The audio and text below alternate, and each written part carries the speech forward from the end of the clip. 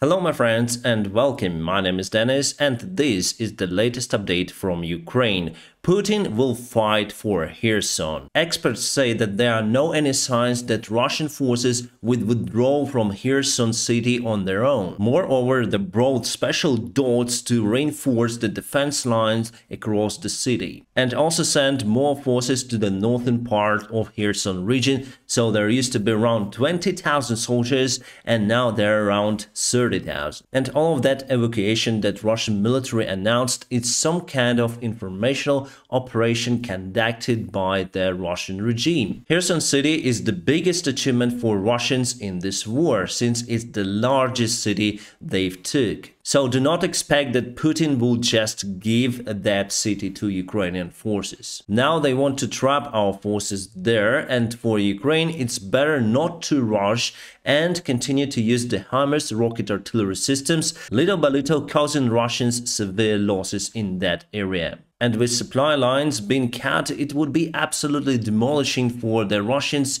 to stay there during the winter time. Satellite images show that Russia created a new military base on Belarusian territory. Here you may see the big tents. It's the improvised camp for the Russian army, and also you may see lots of the tracks of the Russian forces. However, there are no any heavy armored tanks in that area. Tanks are usually being moved from the Belarusian army to the Russian territory to fight on the eastern part of Ukraine, but still Russia concentrated their live force on Belarusian territory. Ukraine finally built some factories to produce 122mm and 152mm shells for our Soviet-made artillery systems because we got huge problems with that. So now it's going to be much more easier for us to use our artillery systems. United States President Advisor Jake Sullivan attended Kiev, and it was a great talk today with him and President Zelensky. And what United States say that they exclude any talks with Russian Federation since they occupy the part of Ukraine. Also, United States promised Ukraine to send more military help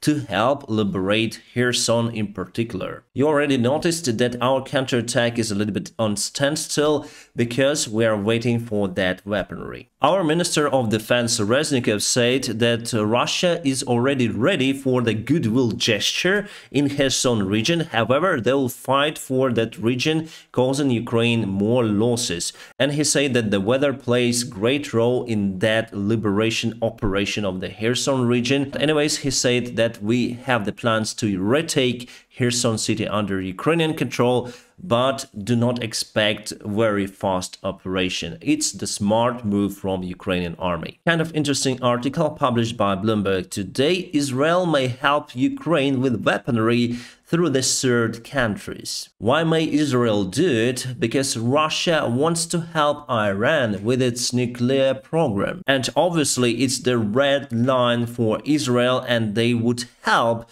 to eliminate Russian threat for their own country. Netherlands prepared the military help package for Ukraine for 120 million euro, and that mainly includes the modernization and repair job on T-72 Soviet-made tanks taken from the Czech Republic. And in itself, it's also help from the United States of America, so I think the main sponsor here is the United States. Because today United States announced the military help for Ukraine, $400 million supply of the goods, including T-72 tanks, also Phoenix Ghost drones, awesome, finally we'll have those, and 40 armored river boats. 45 T-72 tanks is a great help for our army, and they may be used to liberate Kherson because tanks are attack weapons. My friends, I want to state here that the help goes with military units, so then you see 400 million or any kind of other number,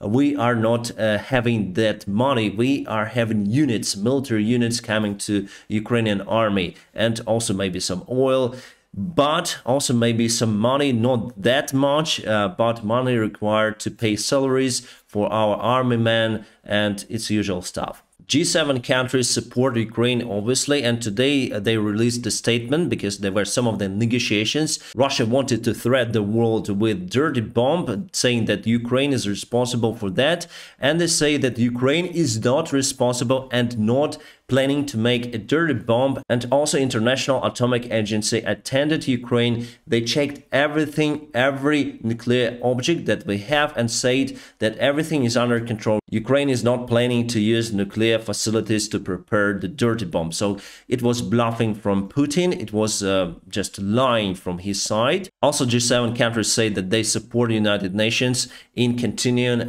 their grain deal with Ukraine to supply food supplies from Ukrainian ports, because third countries need that supplies. And if we speak about India or some kind of African countries, my friends, it's very crucial for them, because you may not feel that level of crisis if you live in Europe or United States. Yes, you may see the price rise, but in third countries and including India, they have nothing to eat because of that cut in the food supply. So the crisis may be devastating for their countries and also for the leaders of those countries, because there could be some riots. People would not have food, they will starve, they will go and say our government is useless. And basically governments and leaders of those countries are under the big threat. And because of what?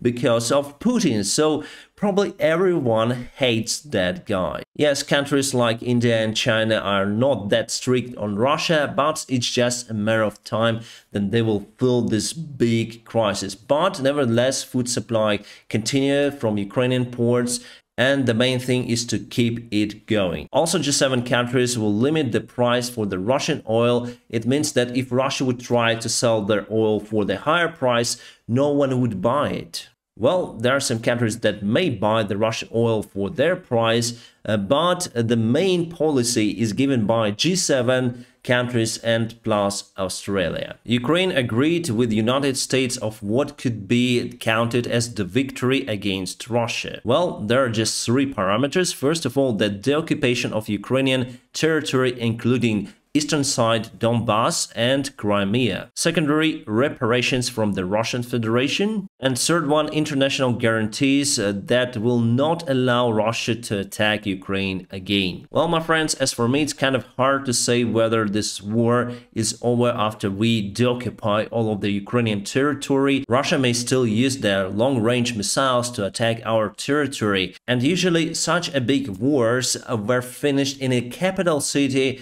of the aggressor country. Ukraine simply doesn't have enough resources to finish this war in Moscow so far. It could be one of the possible scenarios, however, if there is internal conflict within the Russia itself. And even now we see the signs of that conflict between Wagner army, regular Russian army and Kadyrovites. So if they start the open hard fight between each other's army, the Ukrainian army could be the only force in the region to calm down Russia. I would say this kind of scenario is possible, but still far away from reality, because United States and Western allies doesn't need the war between the Russian regions. They need, I think, to keep Russia as the solid state, maybe not as big as it is right now, but if there is a war within the Russian states, it may escalate to the big nuclear war, because Russia has lots of nukes. Because of that, the only way out, as I see it, then Ukraine liberate the territories. We need to go to NATO right away, and NATO would protect Ukraine, and also Ukraine would protect the NATO countries. So it could be the only way out for us. Some of the Russian column was destroyed. By the way, my friends, I cannot show you some of the videos on YouTube because of the YouTube policy. So please check out my Telegram channel for the videos from the front lines. As for the military map, the situation is a standstill. There was no new release today.